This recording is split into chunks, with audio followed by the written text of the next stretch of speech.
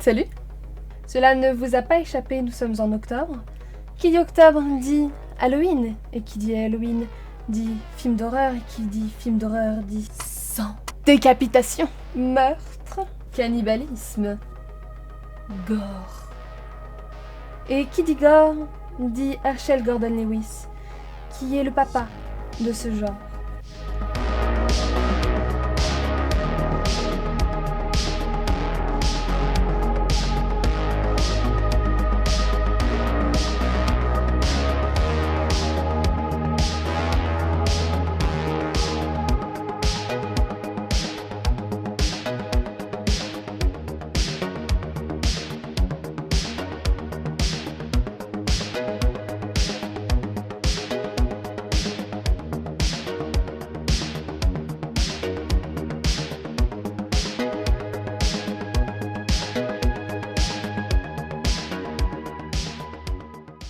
Nous allons donc parler d'une trilogie qui a fait l'histoire du cinéma de genre, plus particulièrement l'histoire du cinéma gore, la Blood Trilogy, composée de Blood Feast, 2000 Maniacs et Color Me Blood Red, tous les trois réalisés par Herschell Gordon Lewis en 1963, 1964 et 1965.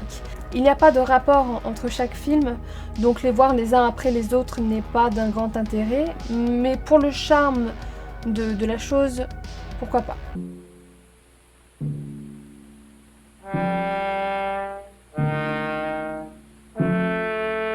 Le premier film de la trilogie s'appelle Blood Feast.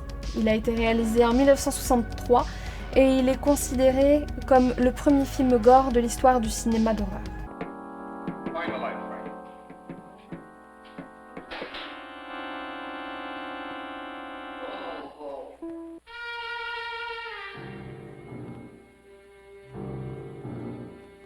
Blood Feast raconte l'histoire d'un vendeur en supérette qui est amoureux de l'histoire antique et légèrement sociopathe. Un jour, une dame vient lui demander de préparer un festin pour l'anniversaire de sa fille et il lui propose un festin tout à fait surprenant. Ce festin est bien évidemment composé de sang, de membres arrachés. Ma foi, un festin qui m'a l'air délicieux. Le film, de par sa nature gore, a été interdit pendant 20 ans en France. Il a eu un budget ridicule de 24 000 $, ce qui justifie la piètre qualité des décors, des accessoires, du sang et aussi des comédiens. Oh dear. The guests will have to eat hamburgers for dinner tonight. Le fait que son propos soit dérangeant justifie le fait que le budget soit si ridicule, car les producteurs n'ont pas dû vouloir de ce film à cause du Code ACE encore en vigueur jusqu'en 1968. Bon, le film n'est pas bon du tout, il est même horrible, c'est d'un compliqué de le regarder, pour autant il a un charme incomparable, parce qu'il se donne du mal avec des effets spéciaux cheap.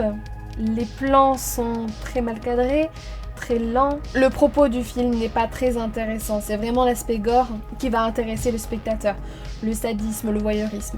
Regarder quelque chose justement parce qu'il dégoûte. C'est le côté pervers du spectateur qui l'a attiré à regarder ce film. Bien évidemment, il est rentré dans l'histoire comme premier film gore, mais pas pour autant comme très bon film. En 1963, est sorti Les Oiseaux ainsi que La Maison du Diable, qui ont eu respectivement pour La Maison du Diable 1,4 million de budget et 2,5 millions de budget pour Les Oiseaux. Donc bien évidemment le manque de budget, 24 000 $, bordel, se ressent intensément, mais au moins le réalisateur y a mis du cœur. Certes, je pense qu'il voulait choquer, il voulait qu'on parle de son œuvre, mais il en a mis du cœur et de l'intention. Et c'est tout ce qui compte. Par contre, Herschell Gordon Lewis a pu s'offrir le luxe d'avoir Connie Mason, une ancienne playmate, dans son film, ainsi que dans 2000 Maniacs. So he said to his boys, let's make a lot of noise, and we'll charge again and make them Yankees run. And we'll charge again and make them Yankees run. 2000 Maniacs, considéré comme le deuxième film gore de l'histoire du cinéma d'horreur, qui est, selon moi, bien meilleur que le premier. Ce film étant sorti en 1964, je suis désolée mais je vais spoiler salement. Ce film, au budget de 60 000 $, a été réalisé en seulement 15 jours. On y retrouve Connie Mason, la Playmate, ainsi que Thomas Wood, qu'on a déjà vu dans Blood Feast, un an plus tôt. Grâce au petit succès de Blood Feast, le budget a été un peu rehaussé. Et ça se ressent car en termes d'accessoires et de réalisme, on y est un petit peu plus, surtout au niveau de l'époque.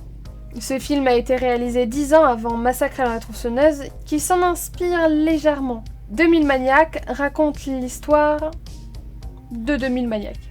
Donc, dans ce village de Pleasant Valley se trouvent 2000 habitants. Ce sont des confédérés, des sudistes, qui festoient un centenaire d'une façon particulière. D'ailleurs, on ne sait pas de quel centenaire ils parlent exactement. Pour fêter ce centenaire, ils ont besoin d'invités. Et pour avoir des invités, ils choisissent de faire dévier la route à 2 voitures. Dans la première voiture se trouvent 2 couples de jeunes qui passaient par là et se dirigeaient vers la Floride. Mais au final, s'arrêtent dans le village et sont en incompréhension absolument totale de ce qui leur arrive. Tout ce qu'ils comprennent, c'est qu'ils sont les invités d'honneur d'une fête, d'un centenaire. Le film donne l'impression que le réalisateur détestait les sudistes au vu du portrait qu'il a dépeint d'eux. Il s'agit là d'une caricature limite malaisante. Ils sont stupides, méchants, attardés, agressifs, obsédés. Un des maniaques a décidé de draguer une petite Yankee, de l'emmener un peu à l'écart du village et de lui couper le doigt. D'ailleurs, magnifique performance absolument crédible de cachage de doigts coupés. Je vous avoue que la première mort arrive si soudainement que ça m'a fait sursauter. J'étais pas prête. Je me suis dit, bah non, quand même pas. Ensuite, il la ramène à la ville avec son pauvre petit doigt tranché et décide avec le maire de lui couper les membres au calme. La deuxième mort aussi est assez soudaine. Sous fond de musique country, il décide d'écarteler à l'aide de 4 chevaux un jeune homme, le démembrant. Un plaisir. Tout va bien. Même si, d'apparence, ses actes sont monstrueux, ça a tellement mal vieilli que ça n'en est absolument pas crédible. Je crois que je n'ai jamais autant ri devant un film d'horreur. Si tout n'est pas crédible, c'est à cause du petit budget qui se ressent fortement. Le décor est simple, les sons sont défectueux, les acteurs terriblement en surjeu, les figurants sont totalement perdus et semblent en roue libre, et c'est un festival de sauce tomate et de morceaux de mannequins. Un petit point sur Billy, qui m'a terriblement énervée pendant ce film, qui mérite une bonne paire de claques de par son surjeu atroce et sa façon hyper agaçante d'être un enfant. Billy, si je te retrouve, je t'en fous une. D'ailleurs, dans ce film, il y a pas mal de jeux de mots, comme dans les 3 films d'ailleurs, pour essayer de faire des petites vannes. Les personnages principaux donnant des petites répliques sur ce qui va leur arriver ou sur ce qui se passe justement.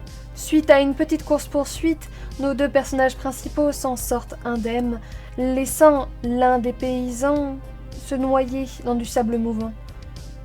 Bien sûr, plus tard, ils vont en parler à un policier qui ne les croit pas, car cette ville, et attendez, twist final, est en fait une ville fantôme qui a existé il y a plus de 100 ans, mais qui a été détruite lors de la guerre de sécession. Vous y attendez pas, hein?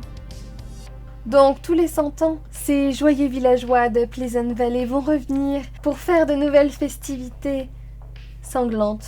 La réalisation de ce film est tellement pauvre. Comme le premier film, il ne s'agit pas là d'une bonne réalisation technique, plutôt un bon travail scénaristique. Le propos global du film ne s'étend pas. On part dans une caricature, mais qui se justifie grâce à la fin, et d'un scénario plutôt correct au final.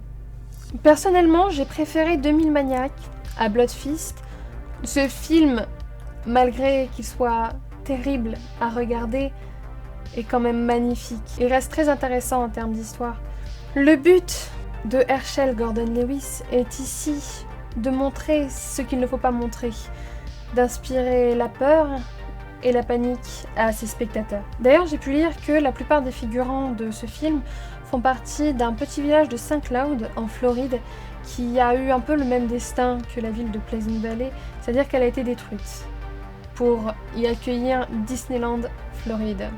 Son côté artisanal donne du cœur au film. On ressent ici, de la part du réalisateur, une envie de nous délivrer quelque chose. Une histoire fantastique, gore. Le gore ici est peut-être un but commercial, afin qu'on parle de son film, mais au moins, on a parlé de son film. Regardez, j'en parle encore. Il a 56 ans. Ça se sent, il a mal vieilli quand même. D'ailleurs, 2000 Maniacs a eu droit à un remake en 2005, appelé 2001 Maniac, avec Robert Englund dans le rôle du maire. Et oui, notre cher Freddy national.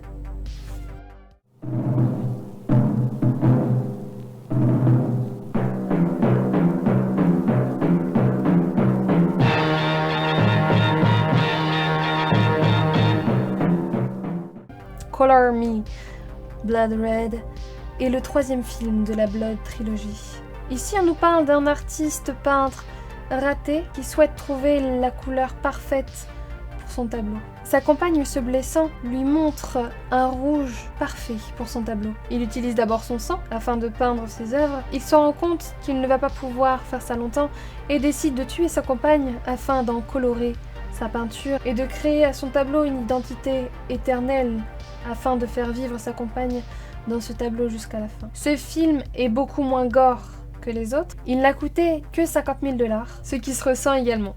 Encore une fois, Herschell Gordon-Leviss n'est pas connu pour son talent de réalisateur. Les acteurs sont très mauvais. Mais alors là, je pense que c'était encore pire que les deux autres. Mais alors j'ai passé peut-être un meilleur moment devant lui parce que je me suis marrée, j'ai eu des fous rires devant. Tellement c'était pas très bon. Je veux pas être méchante, je trouve ça absolument génial et authentique. Le fait qu'il y ait autant de bonne volonté, je trouve ça absolument génial. Et c'est ce qui me fait aimer le film. Certes, c'est très artisanal, c'est très mal fait, c'est bourré de faux raccords. On le voit, on le sent. Les décors sont cheap, mais tout ce que je ressens, c'est de l'amour, de l'authenticité et une volonté de bien faire. Et c'est ça qui me plaît beaucoup dans cette œuvre. Un petit moment que j'ai beaucoup apprécié, c'est quand il enterre sa compagne. Je me suis dit, waouh. Imaginez, il a fallu filmer là, histoire qu'elle respire encore, et le temps qu'ils mettent ce putain de sable sur cette jambe, j'ai cru que j'allais devenir folle. Les plans sont d'un long. Quand il peint pour la première fois avec son sang, ça dure des heures. On le voit en train de galérer à essuyer son doigt avec du sang, de la peinture sèche rouge sur son doigt. Faire ça pendant 5 minutes. Je vous jure, ça a été un labeur de regarder ce film. Ça a été si dur. Pour le coup, la meilleure scène, je pense que c'est le fait de voir ce mannequin à la toute fin. Ça n'a aucun sens. Des lombriques sur le visage d'un mannequin. D'un mannequin dur, hein, du coup, hein, pas un vrai visage, un mannequin. C'est juste magnifique, c'est magique. Ça en devient tellement... Je sais pas. Je saurais même pas comment définir ce que j'ai vu. C'est à la fois une purge, à la fois d'une beauté extrême. Si vous voulez voir ces films, sachez qu'ils sont très difficilement trouvables. Je crois que Color Me Blood Red est trouvable sur YouTube. J'ai réussi à trouver sur un brocante Blood Fist et 2000 Maniacs il y a très longtemps. La chance. Pour 1 € en plus. Faites les brocantes les gars. Color Me Blood Red n'est pas considéré comme un film gore, juste un film d'horreur. Mais Blood Fist et 2000 Maniacs sont vraiment considérés comme les 2 premiers films gore de l'histoire. Et du coup je trouvais ça assez intéressant de vous en parler et surtout que vous puissiez les découvrir.